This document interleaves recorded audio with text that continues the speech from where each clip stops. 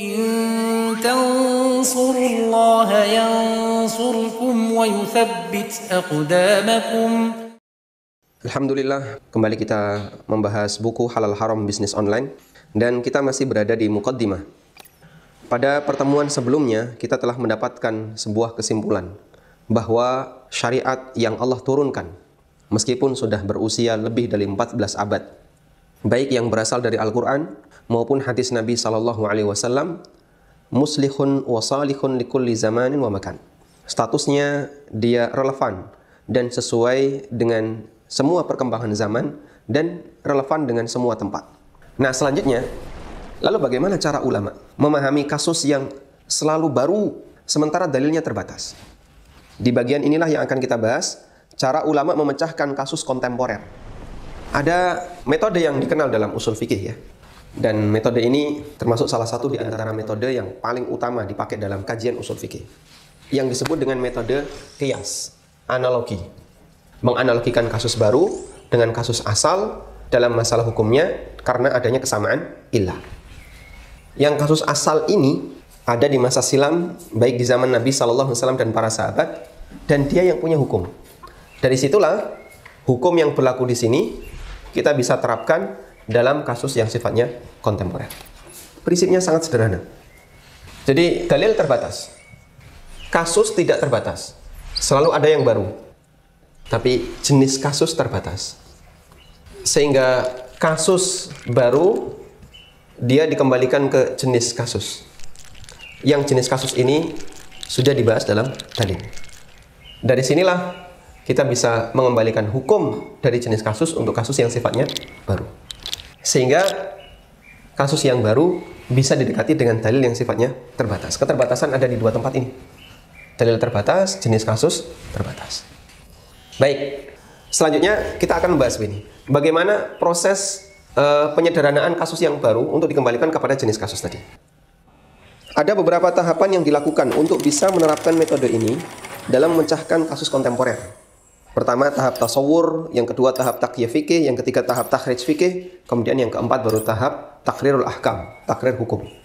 4 tahapan yang tadi dilakukan oleh para ulama untuk memecahkan kasus yang sifatnya kontemporer. Tahap yang pertama adalah tahap tasawur. Tasawur artinya memahami kasus sesuai data. Memahami kasus sesuai kondisi real.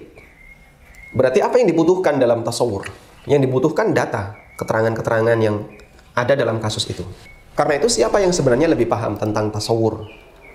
Yang lebih paham adalah praktisi atau pelakunya atau masyarakat yang dia bergelut langsung dengan kasus. Karena itulah bisa jadi dalam proses tasawur membutuhkan keterangan dari penanya. Makanya dalam proses tasawur dibutuhkan kejujuran. Butuh kejujuran dari pihak penanya. Kalau penanya nggak jujur, bisa jadi fatwa yang disampaikan akan berbeda dengan kondisi aslinya. Makanya kalau Anda tanya, kemudian Ustadz balik tanya, Pak, skemanya kayak gimana? Tolong sampaikan secara terbuka, apa adanya. Jangan ada yang disembunyikan. Nah, ada satu kaidah yang mengatakan, al-hukmu far'un min tasawwuri. Hukum itu turunan dari bagaimana cara orang melakukan tasawur. Sehingga gimana ulama menetapkan sebuah fatwa, itu turunan dari bagaimana cara dia memahami kasus yang ditanyakan. Kalau salah dalam tasawur, maka akan terjadi kesalahan dalam menetapkan hukum. Setelah dilakukan tasawur, maka tahap yang kedua adalah dilakukan taqyid fikih. Apa itu taqyid fikih? Taqyid fikih artinya adalah pendekatan fiqhiyah untuk memahami kasus. Jadi setelah dilakukan tasawur, kita punya beberapa data. Data 1, data 2, data 3. Lalu sekarang, ini menurut fikihnya, itu gimana pendekatannya? Itu dari hasil tasawur yang kita punya. Kemudian kita lakukan pendekatan taqyid fikih.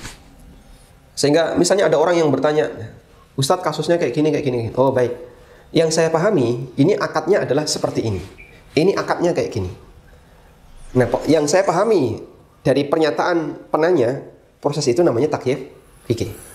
Misalnya ya, Ada orang yang bertanya tentang apa sih hukum emani? Maka sang ulama akan melihat dengan melakukan tasawur, emani seperti apa? Bertanya kepada para ahlinya, mencari data di internet dan aneka data yang dia butuhkan. Setelah itu dilakukanlah takyif. Yang jadi masalah adalah jumlah ulama sangat banyak, sehingga takyif fikih mereka berbeda-beda. Maka ada yang memahami itu adalah akad qard, jenis kasus yang pertama. Dan ada yang memahami itu masuk jenis yang kedua. Oh, misalnya ulama yang kedua memahami itu adalah akad wadi'ah. Dia memasukkannya ke jenis kasus yang kedua. Ulama yang ketiga, dia memasukkannya ke jenis kasus yang lain. Oh, itu bukan wadi'ah, itu adalah akad sorf. Nah, selanjutnya, aturan yang berlaku dalam akad qard, satu, apa saja ya.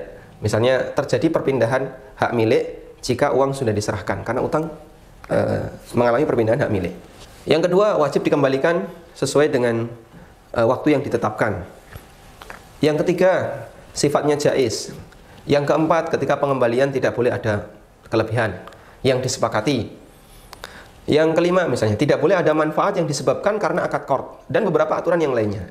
Wadi'ah, oh dalam wadi'ah ada beberapa aturan. Kalau sorf gimana? Oh, sorf ada aturannya sendiri.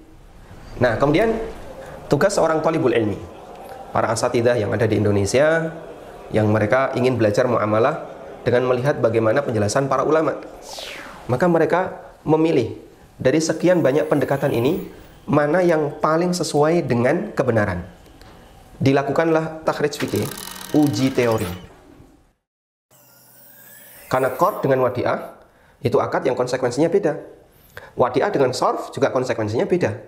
Maka tidak mungkin seluruh teori ini kita akumulasi kemudian kita ambil semuanya, itu tidak mungkin. Anda harus mengambil salah satu. Nah, untuk mengambil salah satu itu dilakukanlah takhrij fikih untuk kemudian mengeluarkan dari sekian banyak khilaf ulama, sekian banyak takyif ini, mana yang paling mendekati. Caranya adalah dengan melakukan uji teori. Uji teori itu gimana, Pak?